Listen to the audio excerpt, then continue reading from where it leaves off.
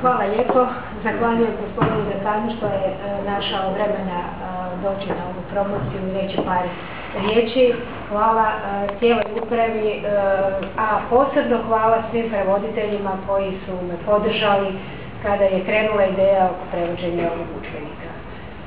Kad bi me sad pitali da li bi tako još jedan puta, nisam sigurna. Bilo je teško, mukotrpno. Susretali smo se sa nizom velikih problema, a specijalno vezano uz nazivlje. Konsultirala sam veliki krug prijatelja, poznavatelja biokemije, kliničara, nastavnika bazičnih predmeta fiziologije, biologije, patofiziologije, interne medicine i moram priznati, svakim danom sam bila u sve većem čudu.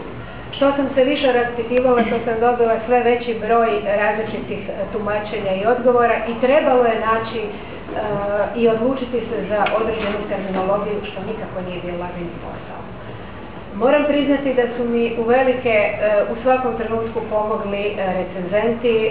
Zahvaljujem profesoru Borisu Milneru, profesoru Boranu Šimiću i profesorici Karmeli Bajšić, koji su bili uvijek dostupni i u svakom momentu korisnim savjetima pridonijeli da se odlučimo i da stvorimo ovakav udžbenik kakav je pred vama.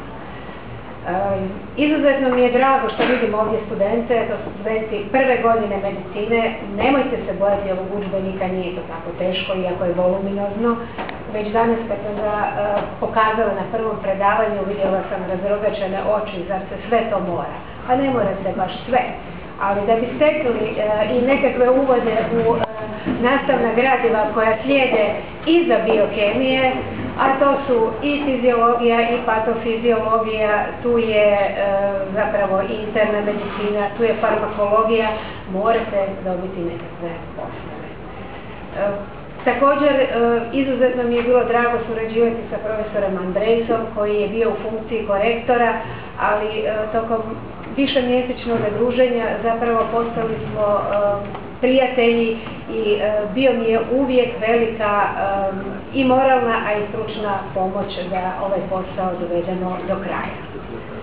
Što reći za knjigu? Ja mislim da će tu najbolji sud donijeti studenti. Ona je za njih rađena i oni su najbolji kritičari. Kao što su vam vlastita djeca najbolji kritičari za sve što radite, tako su i studenti. Znaju da postoje studentske ankete, prema tome vrlo hrabro recite sve što mislite, a mi ćemo nastaviti popraviti sve što nije bilo dobro. Što se tiče nazivlja, imali smo velikih problema i stoga smo se odlučili, profesorica Sertić i ja, da u zagradama kod svih stručnih naziva ostavimo i engleski naziv. Mislim da je to dobro jer će studenti koristiti i englesku literaturu, neće doći do zabuna, a ove izraze koje smo im ponudili, bilo mi, bilo naši kolege ostali, vidjet ćemo koliko će saživjeti i da li će biti zadovoljni. Onim čim smo se vodili je taj da ne unesemo dodatnu zbrku. Vi znate da je studij medicine malo drugačije koncipiran od ostalih studija, to je blokovska nastava, oni iz jednog predmeta idu u drugo i nikako se nije smjelo dogoditi da nazive koje upotrebljava biologija prije nas, mi sad uvedemo nove termine.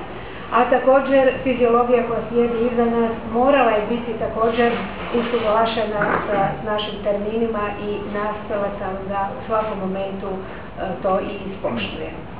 Još jedan puta hvala svim prevoditeljima, hvala svima koji su omogućili da ova knjiga ugleda svjetlo dana, a na vama je da slobodno kritizirate i predložite poboljšanja, rado ćemo ih u novim izdanjima popraviti. Hvala još jednom.